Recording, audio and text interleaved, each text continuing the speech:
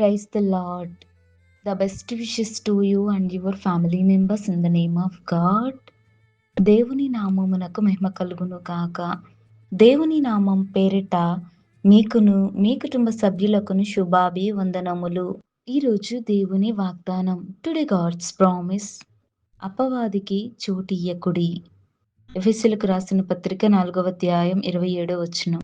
Give no opportunity to the devil.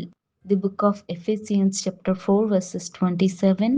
క్రీస్తునందున్న ప్రియమైన సహోదరి సహోదరులారా, ఈ శ్రేష్టమైన ఉదయకాలంలో దేవుడు నీతో నాతో మనతో తెలియజేస్తున్న మాట, అపవాదికి చోటియ్యకుడి అని దేవుని యొక్క వాక్యం సెలవిస్తుంది. చూడండి, అపవాదికి చోటియ్యడము అంటే ఈ లోక సంబంధంతో జీవించడం, అలాగే పాపంలో జీవించడం, చెడ్డ ఆలోచనలను, చెడ్డ తలంపులను ఏవైతే మరి జరుగుతున్నాయో, మాట్లాడుతున్నారో అవన్నీ కూడా సాతాను కల్పిస్తున్నటువంటి ఆ యొక్క మార్గములు. సాతాను ఎవరిని మృంగుదమా, ఎవరిని హింసించాలి, ఎవరిని ఇబ్బంది పెట్టాలని ఆలోచన చేస్తూ ఉంటుంది. నీతిమంతునిగా బ్రతుకుతున్నటువంటి ఏ వ్యక్తిని కూడా సాతాను వదలడం లేదు. ఆనాడు ప్రభువైన యేసుక్రీస్తు వారు తాను ప్రార్థన చేయుచున్నప్పుడు ఆ సమయంలో కూడా సాతాను దేవునిని ఇబ్బంది పెట్టింది. ఎన్నో మాటలంటూ, ఎన్నో అవమానకరమైన మాటలు దేవుని యొద్దకు వచ్చినప్పుడు, కానీ దేవుడు సాతానును గద్దించాడు.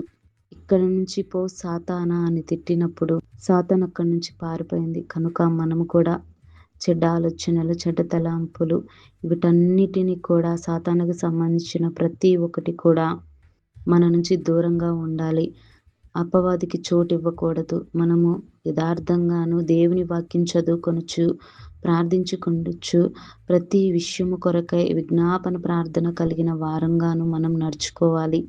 కనుక అపవాదికి చోటు ఇవ్వకుండా దేవునికి మన హృదయంలో చోటించి, దేవుని యొక్క మంచి లక్షణాలను కలిగి, ప్రేమ, జాలి, దయ ఇవన్నీ కూడా మనం కలిగి ఉన్నట్లయితే మన జీవితం బాగుంటుంది. దేవుడు మన జీవితాన్ని సరైన మార్గంలోనికి నడిపిస్తాడు. అదే సాతాను సంబంధులుగా జీవిస్తూ, సాతాను వారిని అనేక రకాలుగా ఇబ్బంది పెడుతూ, చెడు మార్గాలకు దారి తీస్తూ ఉంటుంది. కానీ వాటన్నిటి మీద విజయం ఇచ్చేది కేవలం ప్రభువైన యేసుక్రీస్తు వారే. కనుక దేవుని యందు విశ్వాసం ఉంచిన బిడ్డలంగాను దేవునిని తెలుసుకొని, దేవునిని వెంబడించే అట్టి జ్ఞానం మనం కలిగి ఉండాలి. మనము ప్రార్థించుకోవాలి. ఏ సాతాన శక్తులు కానీ, చీకటి బంధకాలు మనకు అంటకుండా వాటికి మనం దూరంగా ఉండేలాగున మనం ప్రార్థన చేసుకోవాలి.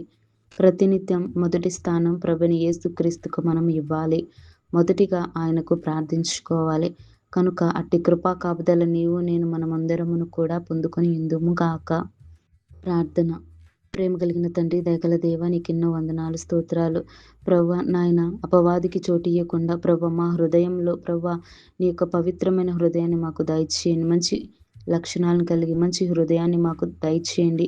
ప్రభువా ఎవరైనా మరి అపవాది సంబంధులుగా జీవిస్తున్నారేమో, అపవాది వారిని తండ్రి పాపపు సంబంధంలో వేస్తూ ఉందేమో, దయచేసి వాటన్నిటి నుంచి విడిపించి తండ్రి వారిని రక్షించండి. నీ కృపా కాపుదలు ప్రతి ఒక్క బిడ్డకు దయచేయండి నాయన. అపవాది సంబంధిగా కాకుండా నీ బిడ్డగా నీ ఇచ్చినటువంటి రక్షణను పొందుకొని ప్రతినిత్యం నీకు ప్రార్థించుకొనొచ్చు. మొదటి ప్రాధాన్యత నీకే ఇచ్చి నీకు ప్రార్థించుకునే కృప మాకు నీ వాక్యం వింటున్న వారందరికీ దయచేయమని యేసయ్య నామమున వేడుకొంచున్నాను తండ్రి. ఆమేన్.